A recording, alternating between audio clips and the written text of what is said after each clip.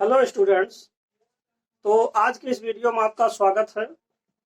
आज हम चर्चा करेंगे वर्ब के बारे में, ट्रांजिटिव वर्ब और इनट्रांजिटिव वर्ब के बारे में। तो यहाँ पर एक बात ये समझना है कि जैसे वर्ब का जो दो भाग आ रहा है, ट्रांजिटिव वर्ब और इनट्रांजिटिव वर्ब, तो इसमें ये सावधानी समझना है कि ऐसा नहीं समझना है कि वर्ब दो प्रकार के होते हैं। देखिए, अगर हम वर्ब की बात करें तो वर्ब कई प्रकार के हो सकते हैं, 3 प्रकार के हो सकते हैं, 4 प्रकार के हो सकते हैं, वो अलग मैटर है। लेकिन यहाँ पर यह समझना है कि ऑब्जेक्ट के आधार पर, किसी कर्म के आधार पर हम वर्ब को दो भागों में डिवाइड करते हैं। तो ये चीज समझना है कि ऑब्जेक्ट के आधार पर वर्ब को दो भागों में, यानी कि ट्रांजिटिव और इनट्रांजिटिव में बांटा गया है। तो अब आइए हम आगे देखते हैं ट्रांजिटिव के बारे में, इनट्रांजिटिव के बारे में। तो देखिए, जो द वर्ब है, ट्रांजिटिव वर्ब और इनट्रांजिटिव वर्ब, इन दोनों को किस तरीके से समझना है। तो सबसे पहले मैंने पहला जो पॉइंट आपका ट्रांजिटिव वर्ब है, इसका हमने परिभाषा अंग्रेजी में लिख दिया है। तो आइए अब इसको समझा जाए, देखा जाए क्या कह रहा है।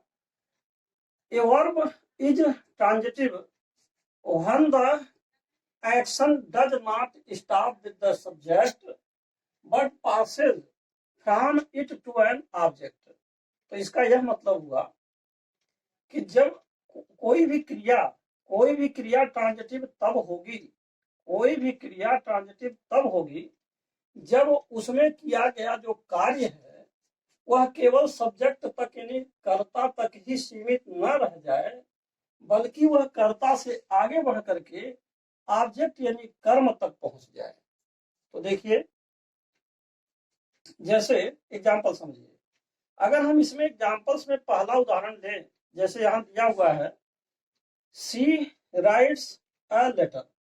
तो एक तो ये हो गया उदाहरण आपका, सी राइट्स अ लेटर। तो अच्छा, दूसरी बात यह भी है कि ट्रांजिटिव समझने से पहले आपको इंट्रांजिटिव भी समझ लेना जरूरी है।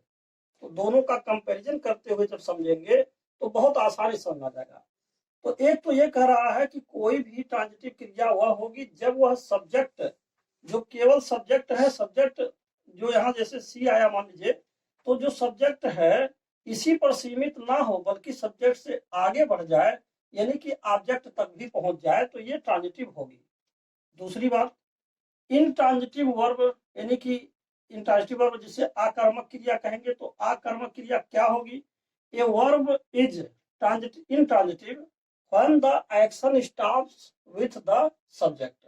तो वास्तव में हम सबसे पहले इंट्रांजिटिव से समझेंगे तो ज्यादा आसान होगा। देखिए, इनट्रांजिटिव क्रिया कौन है। ए वर्ब इज इनट्रांजिटिव, एक वह क्रिया इंट्रांजिटिव है व्हेन द एक्शन, जब उसमें किया गया कार्य स्टॉप्स विथ द सब्जेक्ट, वह केवल सब्जेक्ट तक ही सीमित हो, सब्जेक्ट पर रुक जाए। जैसे यहाँ देखिए उदाहरण नंबर 1, सी राइट्स।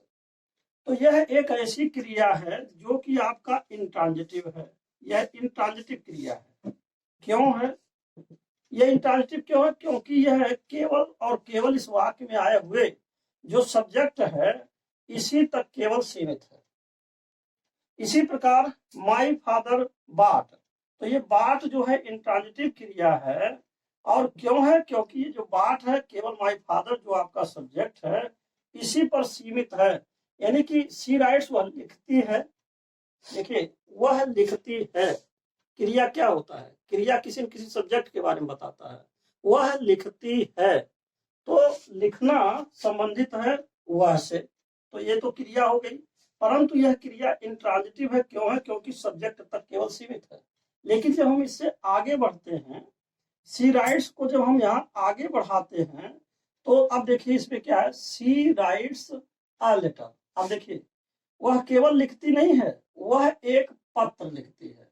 तो अब बात यह है कि यही जो राइट्स जो सब्जेक्ट तक जाकर के सीमित थी, अब यही राइट्स आपका ऑब्जेक्ट में भी आ रहा है, यानी कि वो केवल लिखती नहीं है, वह एक पत्र लिखती है। तो लिखने का संबंध वह से सी से तो है ही, साथ ही साथ लिखने का संबंध पत्र से भी है। वह एक पत्र लिखती है, यानी लिखने का संबंध उससे भी है, वह लिखती है। और क्या लिखती है? पत्र लिखती है। तो पत्र का और वह का संबंध, दोनों का संबंध इससे है, इसीलिए इसको हम ट्रांजिटिव कहेंगे। देखिए ट्रांजिटिव, अब आप पुनः देखिए परिभाषा बारे में। A verb is transitive, transitive क्रिया वह है जब when the action does not stop with the subject, जब इसका कार्य केवल सब्जेक्ट पर ही स्थिर ना हो, बट पासेस, बल्कि वो आगे चले जाए from it to an object, यानी कि इस सब्जेक्ट से आगे बढ़ जाए, इस सब्जेक्ट पर ही ना रह जाए, इससे आगे बढ़ जाए, यानी कि ऑब्जेक्ट तक चले जाए, तब ये क्रिया आपकी ट्रांजिटिव होगी। परंतु इंट्रांजिटिव क्या है? A verb is intransitive when the action stops with the subject only, आप कह सकते हैं, यानी कि जो केवल और केवल सब्जेक्ट पर ही आश्रित हो, इस क्रिया को हम इंट्रांजिटिव क्रिया कहेंगे। तो देखिए राइट्स, सी राइट्स वो लिखती है, लेकिन क्या लिखती है ये नहीं मालूम। माय फादर बॉट, मेरे पिताजी ने खरीदा, क्या खरीदा ये पता नहीं है। तो ये केवल और केवल सब्जेक्ट तक सीमित है। तो इसमें यही राइट्स जो क्रिया है एक बार इंट्रांजिटिव बन रही है, और बाट आपकी क्रिया इंट्रांजिटिव बन रही है।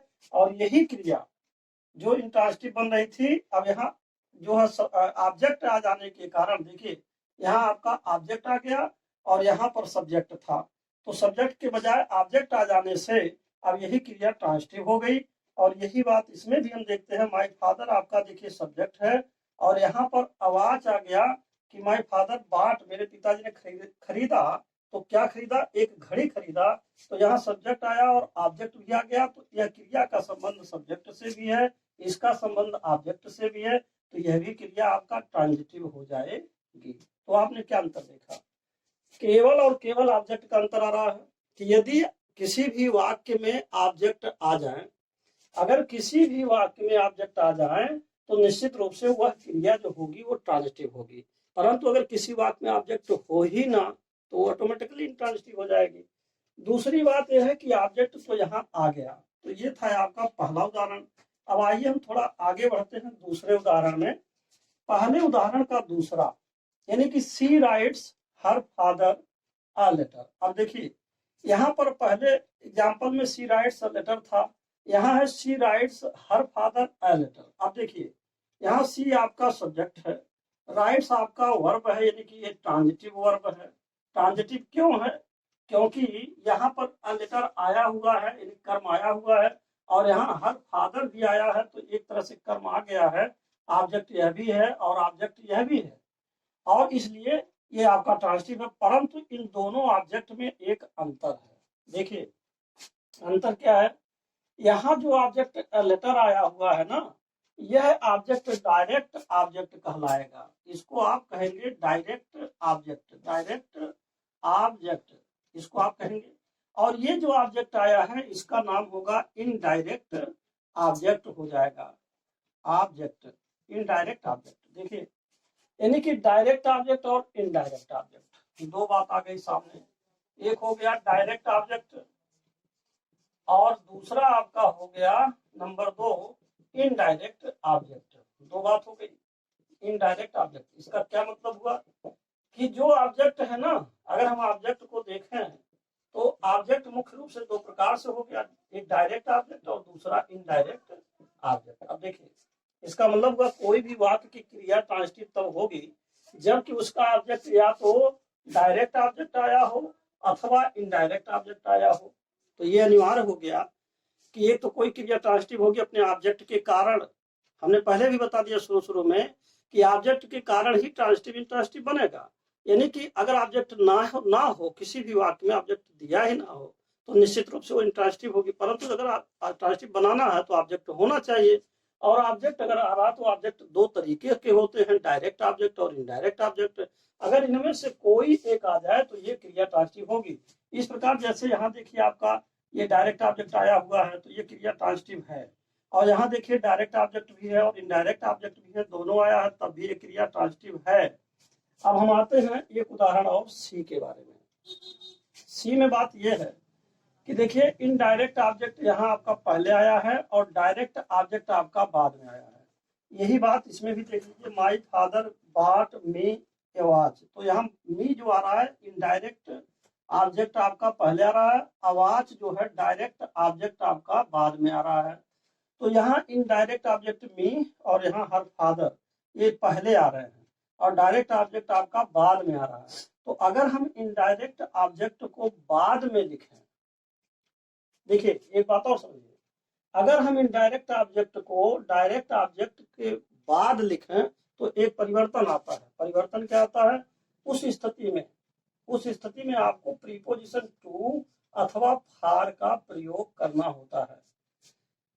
यह बात आपको समझना बहुत जरूरी है कि जब भी आइडियो यानी कि इनडायरेक्ट ऑब्जेक्ट और जब ये डायरेक्ट ऑब्जेक्ट में जाएगा, डायरेक्ट ऑब्जेक्ट में बदलेगा, यानी कि इनडायरेक्ट ऑब्जेक्ट जब डायरेक्ट ऑब्जेक्ट के स्थान पर जाएगा और डायरेक्ट ऑब्जेक्ट जब इनडायरेक्ट ऑब्जेक्ट के स्थान पर आएगा, तो इनमें से टू अथवा फार हमको प्रीपोजिशन लगाना होगा। इनमें से कोई कोई लगेगा। अब देखिए उदाहरण नंबर सी में क्या है? She rights. अब देखिए यहाँ अ लेटर को हमने पहले लिख दिया, जहाँ माई हर फादर था लेटर बाद में था, तो अ लेटर को हमने पहले लिखा और हर फादर को बाद में लिखा। तो जब ये हर फादर उधर गया, इस साइड में गया, तो क्या आ गया? टू आ गया। She writes a letter to her father, यहाँ टू आ गया। और इसमें देखिए उदाहरण नंबर सी, दूसरे में उदाहरण नंबर सी है कि माई फादर बाट, और जहां पर देखिए यहाँ था माई फादर, दूसरे में था कि माई फादर बाट मी आवाज, तो आवाज बाद में था, मी भी पहले था, तो मी को हमने बाद में जब लिखा तो आवाज पहले आ गया। तो माई फादर बाट आवाज और फार मी, जब मी इधर गया तो अब यहाँ देखिए फार आया। तो मैंने आपको बताया था कि जब इनडायरेक्ट ऑब्जेक्ट आप डायरेक्ट ऑब्जेक्ट के स्थान पर ले जाएंगे तो टू अथवा फार में से कोई न कोई लगाना है। अब यहाँ एक क्वेश्चन और बनेगा। क्या बनेगा? कहाँ लगेगा टू और कहाँ लगेगा फार? अब एक प्रश्न और भी सामने आ गया। तो आइए अब इसके बारे में हम थोड़ा सा चर्चा करते हैं कि टू और फार कहाँ लगेंगे। अब इसको जरा देखिए आप, यहाँ पर आप इसको थोड़ा सा समझ लीजिए कि टू और फार कहाँ लगेंगे। अब देखिए जैसे मान लीजिए जहां तक टू का सवाल है, टू माने होता है को, और जहां तक फार का सवाल है, फार मीन्स होता है के लिए। अब देखिए यहाँ पर कोई इस तरह की बात नहीं है कि आपको रट्टा मार लेना है कि कोई कोई लगा देना, ऐसा कुछ नहीं है। देखिए ये आपका अंग्रेजी भाषा है, यह एक जो है साइंस ऑफ लैंग्वेज है, भाषा विज्ञान है। इसमें स्थिति काल परिस्थिति के हिसाब से चुनाव करने पड़ते हैं। ये जरूरी नहीं कि आप जो कोई शब्द है फिक्स्ड है वही लगा दीजिए, ऐसा नहीं है। असलियत में बात यह है कि ये दोनों ही प्रीपोजिशन है। तो हमें ये देखना है कि जैसे मान लीजिए इस उदाहरण को अगर हम देखें, उसने अपने पिता को पत्र लिखा, पिता के लिए पत्र नहीं लिखा है। और यहाँ पर अर्थ दे रहा कि वह, यानी उसने अपने पिता को पत्र लिखा, तो यहाँ पर देखिए को के लिए अंग्रेजी टू लगाई गई। दूसरी बात यह है कि मेरे पिताजी ने मेरे लिए घड़ी खरीदा, मेरे को घड़ी ने खरीदा ये नहीं है, मेरे लिए घड़ी खरीदा, तो यहाँ फार लगाया गया, के लिए फार लगाया गया। कहने का मतलब है टू माने हिंदी में को होता है, फार मीन्स होता है के लिए। तो जैसा स्थिति परिस्थिति होगी वैसा लगेगा। लेकिन एक बात अवश्य याद रखिएगा कि जब भी इनडायरेक्ट से आप डायरेक्ट के स्थान पर, यानी इनडायरेक्ट को जब आप डायरेक्ट के स्थान पर ले जाएंगे तो ये हमेशा याद रहे कि इसके साथ कोई कोई उपयुक्त प्रीपोजिशन आना अनिवार्य है। और अगर आप इनडायरेक्ट को आप इसके मूल स्थान पर ले आ रहे हैं, यानी कि डायरेक्ट ऑब्जेक्ट से पहले, तो इसका प्रीपोजिशन स्वतः लुप्त हो जाता है, यानी कि गायब हो जाता है। जैसा कि उदाहरण नंबर बी में दिया हुआ है, देखिए हर फादर पहले लिखा गया, तो यहाँ कोई प्रीपोजिशन नहीं आया है, नो प्रीपोजिशन। और यहाँ पर देखिए कि माय फादर बाट मी आवाज, तो मी पहले आ गया, तो यहाँ पर भी नो एनी प्रीपोजिशन, कोई भी प्रीपोजिशन नहीं लग रहा है। तो एक तो बात ये हो गई।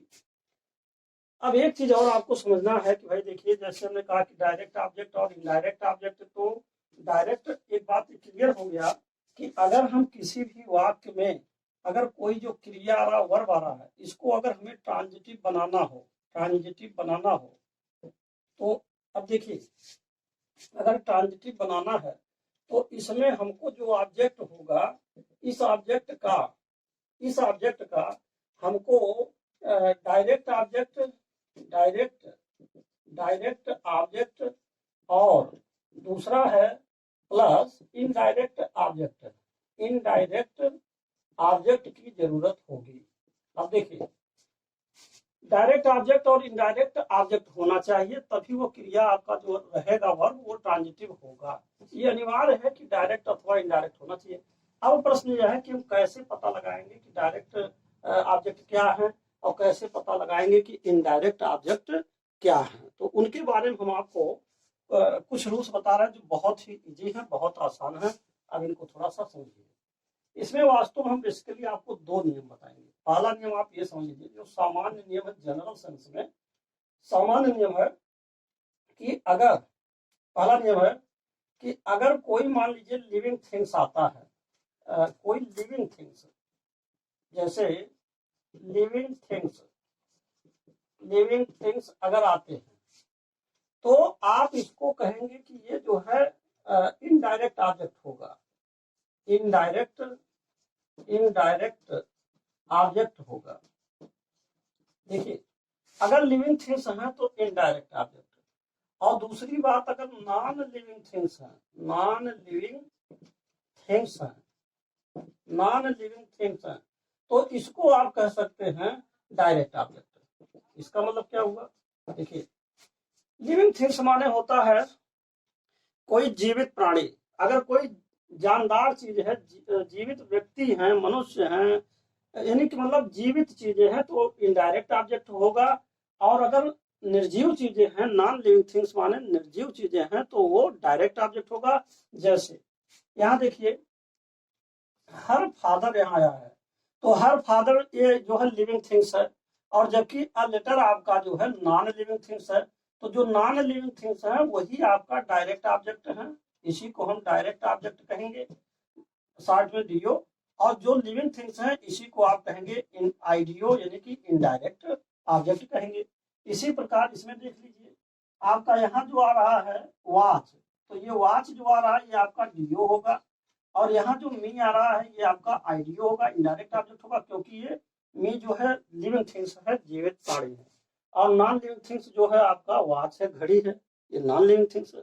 तो इस तरीके से एक तो ये पहला नियम हो गया कि जो अगर मान लीजिए कहीं पर सजीव यानी कि लिविंग थिंग्स है तो डायरेक्ट इनडायरेक्ट ऑब्जेक्ट होगा, और नॉन लिविंग थिंग्स है तो नॉन लिविंग थिंग्स को डायरेक्ट ऑब्जेक्ट कहेंगे। परंतु ये नियम जो है कहीं ना कहीं आकर के कुछ समस्या ले आती है। इसको हम कह सकते हैं 99% मान लीजिए ये सही है, परंतु एक जगह मामला फंस जाता है। तो ऐसी स्थिति में एक विधि और मैं आपको समझा रहा हूं जो कि वो काम करेगा। देखिए, विधि नंबर यानी सिस्टम, इसका रूल नंबर 2, दूसरा नियम क्या है, ऑब्जेक्ट को डायरेक्ट ऑब्जेक्ट और इनडायरेक्ट ऑब्जेक्ट ज्ञात करने की दूसरी विधि क्या है। इसमें आपको ये ध्यान देना है कि अगर अगर मान लीजिए किसे, जैसे कोई वर्ब है, मान लो अगर जैसे वर्ब है, वर्ब, इस वर्ब में आप दो क्वेश्चन करेंगे। पहला क्वेश्चन ये करेंगे कि किसे, किसे क्वेश्चन करेंगे अथवा को, यानी किसे या किसको, किसको ये क्वेश्चन करेंगे। ध्यान दीजिएगा, कोई भी दिए गए वाक्य की जो वर्ब होगी, क्रिया होगी, उसमें किसे या किसको क्वेश्चन करेंगे, तो जो इससे उत्तर आएगा ना वह आपका इनडायरेक्ट ऑब्जेक्ट होगा। और दूसरा प्रश्न आप करेंगे क्या। अगर क्या प्रश्न करेंगे, इससे जो उत्तर आएगा वह आपका होगा डायरेक्ट ऑब्जेक्ट होगा। अब देखिए कैसे, अगर हम इसको देखें, she writes her father a letter, तो यहाँ पर वह अपने पिता को एक पत्र लिखती है। तो अगर मैं ये पूछूं, अब यहाँ देखिए कि किसको लिखती है, किसको, किसको लिखती, लिखती है, क्रिया इसका जो है लिखना है, तो किसको, तो उत्तर आएगा अपने पिता को, यानी कि हर फादर। अपने पिता की अंग्रेजी क्या हो जाएगा, हर फादर हो जाएगा। किसको लिखती है, अपने पिता को। तो अगर को से क्वेश्चन आ रहा, किसको, किसे, किसे या किसको, तो आईडियो हो जाएगा। तो ये आपका इनडायरेक्ट ऑब्जेक्ट हुआ, आईडियो हुआ। लेकिन अब ये बात यह है कि क्या लिखती है, क्वेश्चन नंबर 2, ये मान लीजिए पहला था और ये दूसरा क्वेश्चन, क्या लिखती है, क्या लिखती है। तो उत्तर क्या आएगा? एक पत्र। अब एक पत्र का अंग्रेजी होगा अ लेटर, अ लेटर हो जाएगा। तो अ लेटर जो आया ये आपका क्या हो जाएगा? यह आपका हो जाएगा डायरेक्ट ऑब्जेक्ट। तो इसी तरीके से देखिए दो विधि है, एक तो लिविंग थिंग्स अगर आता है तो indirect object, non living things है डायरेक्ट ऑब्जेक्ट। परंतु ये 99% सही हो सकता है, क्योंकि कहीं ना कहीं इसमें समस्या आ जाती है जो दिक्कतें पैदा करती हैं। तो देखिए कौन सी ऐसी समस्या है कि जहाँ ये समस्या आ सकती है। तो एक उदाहरण मैं आपको दे रहा हूँ, जरा इसमें देखिए। यहाँ पर आपको मैं पहला एग्जाम्पल बता रहा हूँ कि अगर कहा जाए द सीएम, द सीएम, और इसके बाद लिखा जाए gave, the CM gave the state, the state, और इसके बाद न्यू, और फिर लिखा जाए डिस्ट्रिक्ट, न्यू डिस्ट्रिक्ट। अर्थात अब यहाँ अर्थ देखिए क्या हो रहा है। यहाँ पर अर्थ दे रहा है कि सीएम माने चीफ मिनिस्टर ने, मुख्यमंत्री ने राज्य को एक नया जिला दिया। दूसरी बात, उदाहरण नंबर 2, अगर हम ये कहें कि ब्यूटी, ब्यूटी और पार्लर, ब्यूटी पार्लर, अगर हम ये कहें कि ब्यूटी पार्लर और फिर लिखा जाए कि gave the girl, gave the girl, और इसके बाद कहा जाए a new look, a new और लुक कहा जाए। अब यहाँ देखिए the CM gave the state, यानी कि सीएम ने स्टेट को, तो इसका आइडियो क्या हुआ? इनडायरेक्ट जो ऑब्जेक्ट है, यानी किसको? न्यू डिस्ट्रिक्ट माने एक नया जिला दिया, तो किसको दिया? स्टेट को। तो को जो आएगा वो इनडायरेक्ट ऑब्जेक्ट होगा। तो अगर हम इसे इनडायरेक्ट ऑब्जेक्ट माने हैं तो ये तो जो है लिविंग थिंग्स नहीं है, ये तो नॉन लिविंग थिंग्स है। तो नॉन लिविंग थिंग्स भी यहाँ पर क्या बन जा रहा है? इनडायरेक्ट ऑब्जेक्ट बन जा रहा है। तो इसका मतलब है कि 99% सही हो सकता है, लेकिन पूरा पूरा सही मानना उचित नहीं होगा। लेकिन यहाँ देखिए beauty parlour gave the girl new look, यानी ब्यूटी पार्लर ने लड़की को एक नया लुक दिया। तो लड़की को, तो किसको? को माने किसको? यानी लड़की को। तो ये आपका हो गया इनडायरेक्ट ऑब्जेक्ट। तो यहाँ तो ये सजीव है, ये लिविंग थिंग्स है, तब तो ठीक है। लेकिन यहीं पर देख रहा है कि ये नॉन लिविंग थिंग्स है, तो यहाँ दोनों आ जा रहा है। तो इस नियम को अगर देखा जाए तो कुछ दिक्कतें यहाँ फंस रही हैं। लेकिन अगर हम इस नियम को लेकर चलें, सबसे बढ़िया तरीका है, चाहे उसमें लिविंग थिंग्स आए चाहे नॉन लिविंग थिंग्स आए। जैसे किसे और किसको प्रश्न पूछने पर, अगर क्रिया में किसे और किसको प्रश्न पूछ रहे हैं और उससे जो उत्तर आ जाएगा, चाहे वो लिविंग थिंग्स हो चाहे नॉन लिविंग थिंग्स हो, वो होगा इनडायरेक्ट ऑब्जेक्ट। दूसरी बात यह है कि अगर आप क्या प्रश्न करते हैं और क्या से जो उत्तर आएगा वो है आपका हो जाएगा जो है क्या से उत्तर आने वाला डायरेक्ट ऑब्जेक्ट हो जाएगा। जैसे यहाँ लिखा है कि CM gave the state new district, यानी सीएम ने स्टेट को, राज्य को एक नया जिला दिया। तो क्या दिया? क्या का उत्तर दे रहा? New district. तो ये आपका डीओ हो जाएगा। और यहाँ beauty parlour gave the girl new look, तो लड़की को ब्यूटी पार्लर ने एक नया जो है लुक दिया। क्या दिया? एक नया लुक। तो ये आपका डायरेक्ट ऑब्जेक्ट हो जाएगा। तो इस तरीके से ये दो महत्वपूर्ण नियम इसमें थे, कर्म को पहचान करने का, यानी कि डायरेक्ट ऑब्जेक्ट को पहचान करने का और इनडायरेक्ट ऑब्जेक्ट को पहचान करने का, ये सबसे महत्वपूर्ण नियम था। अंत में मैं आपको एक समरी टाइप में बहुत शॉर्ट में, अब मैं आता हूं ट्रांजिटिव और इंट्रांजिटिव के हिंदी वर्ड पर, और भी क्लियर आप समझ पाएंगे। देखिए हमने आपको पहला बताया था कि ट्रांजिटिव वर्ब क्या है। ट्रांजिटिव, एक लाइन और समझ लीजिए।